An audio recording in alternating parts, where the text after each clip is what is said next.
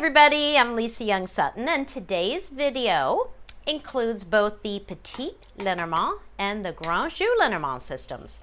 My intention with this video is to give you a good idea of the difference in the information that you can extract from these two systems. So a friend of mine asked me to consult the cards for her regarding the possible sale of one of her homes. I'll call her Tabitha. So I drew 3 Petit Lenormand cards to give me an idea of whether or not it's a good time to sell. And as you can see from these cards, it doesn't look too good, does it? My question was, what will the financial outcome be of selling the property right now? So the cross is saying that selling now would bring hardship, correct? But the cross also brings the idea of sacrifice, so I knew that she'd be sacrificing something. The bear is the card of personal property and ownership and suggests a need to protect what she has. And the scythe is the card of risk and warns against acting in haste. The fact that the scythe is facing the bear made it clear that hanging on to what she has is at risk. And that made it clear that she would be losing out in some way. She would be sacrificing something. So, as always, the Petit Lenormand gets right to the point. The answer is clearly no, now is not the right time. Now, I could have laid a grand tableau for her situation, and I have no doubt that I would have gotten a complete story out of it. But I wanted to lay the Grand Jeu cards because these days I'm really testing them and seeing exactly what they are good for and what they're all about. You know, I'm trying to really get a grip on their voice, and I think this video will clearly show, you know, what they are capable of. Now, for those of you who are fluent in tarot, you can just replace the Grand Jeu cards with tarot cards and probably get the same information. Okay, so what question did I ask the Grand Jeu? What does Tabitha need to know about her current plan? So you can tell just from my question that I am addressing the system's strength, right? Here I asked a very direct question. Just, you know, what will happen? Like, what will happen if she sells, right? But here, I want to know, what does she need to know? Because there's so much information in these cards. Okay, so my standard method when laying 3 Grand Jeu cards, is to use the center card as the focus. And this will accurately describe the situation in question and indicate where it's heading, or, you know, the possible outcome regarding the question. The card to the left, or the first card in the line, represents the forces acting on the situation, and the card to the right, or the last card in the line, represents the correct attitude to adopt, or possible actions to take. In other words, this card indicates how Tabitha should feel and think and act regarding this situation. Okay? Now, you begin any reading with these cards with an understanding of the theme for each card.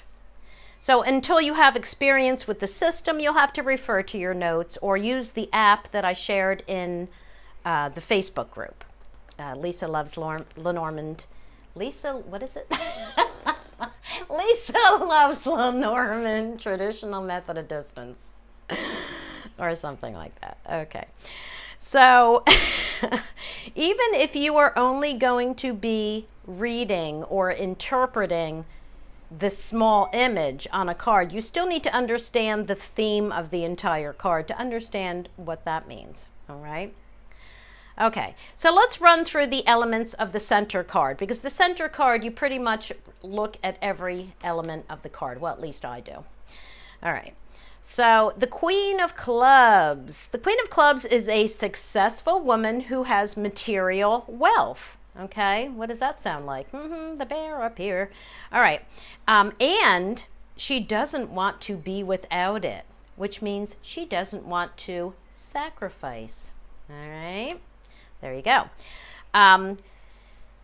The large image, which is the primary consideration for the center card, speaks of a woman who is at risk of wasting money and being taken advantage of.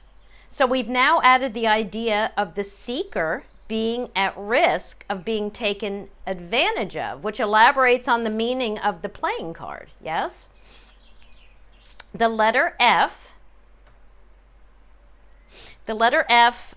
references balance and responsibility. Now, this is suggesting that she not act impulsively. Now, what does that correlate with?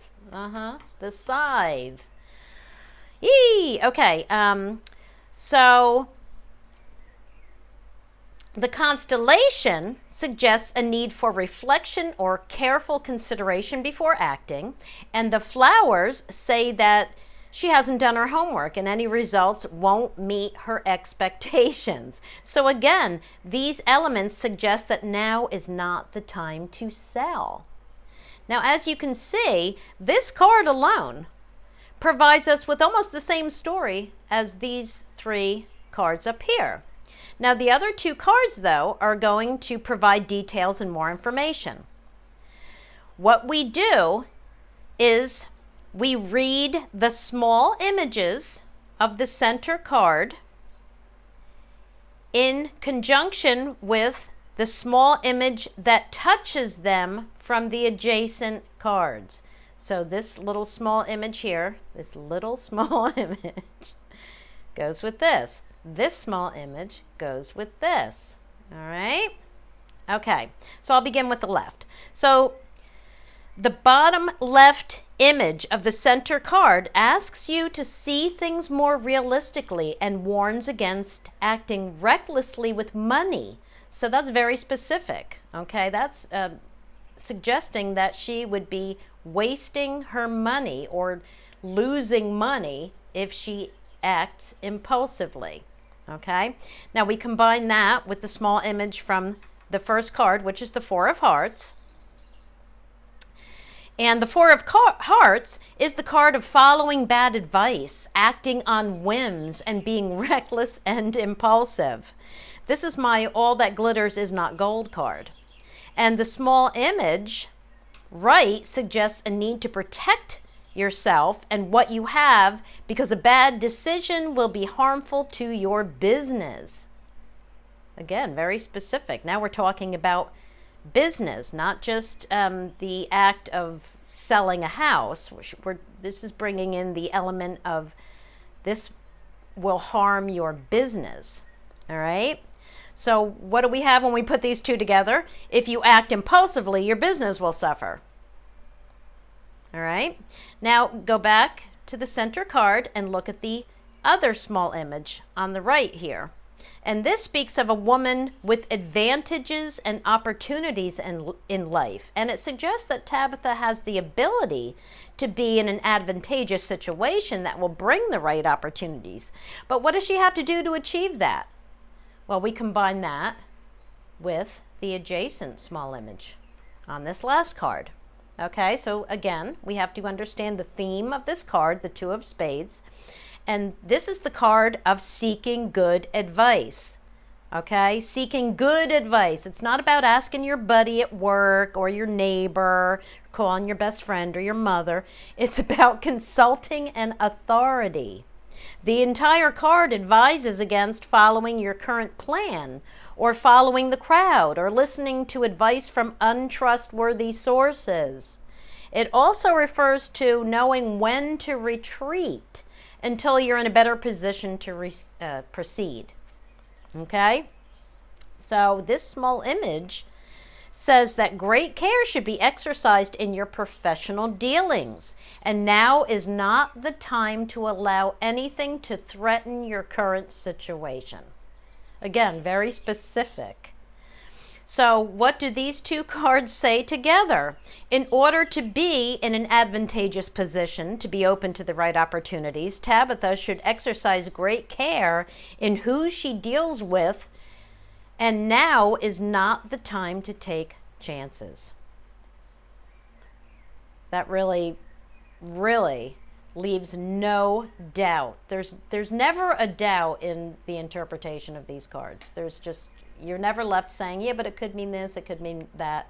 As I said, these cards are very specific. They refer to, specific details, specific life areas, all of that. All right, so what information did I get from my 3 Petit Lenormand cards? That Tabitha is at risk of sacrificing her current prosperity. I mean, the scythe wants to cut the bear's fat times down to lean times, right? But what information did I get from the 3 Grand Jeu cards? That Tabitha would be acting irresponsibly and impulsively if she tries to sell right now, and her business would suffer as a result. They also suggest that she seek advice from an authority or a trusted counselor or advisor. Now, what I think is really cool is that the 2 of spades is the card of visiting a fortune teller. Okay, that's what that's really all about.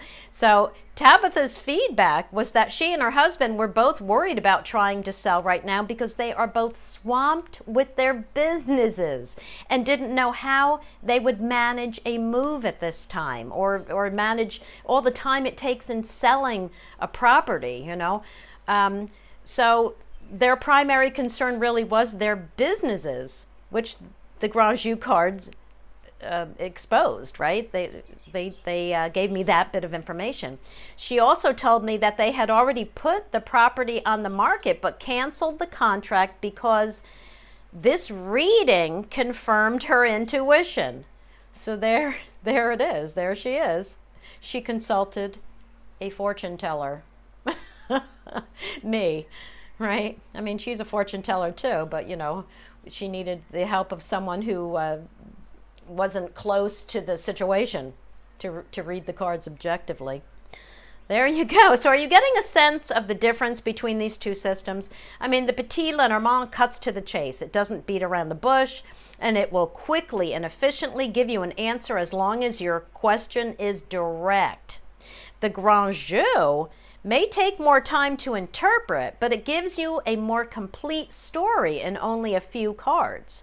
Like I said initially, in order to get all of this information, I would have laid a grand tableau, if I didn't want to use my Grand Jeu cards.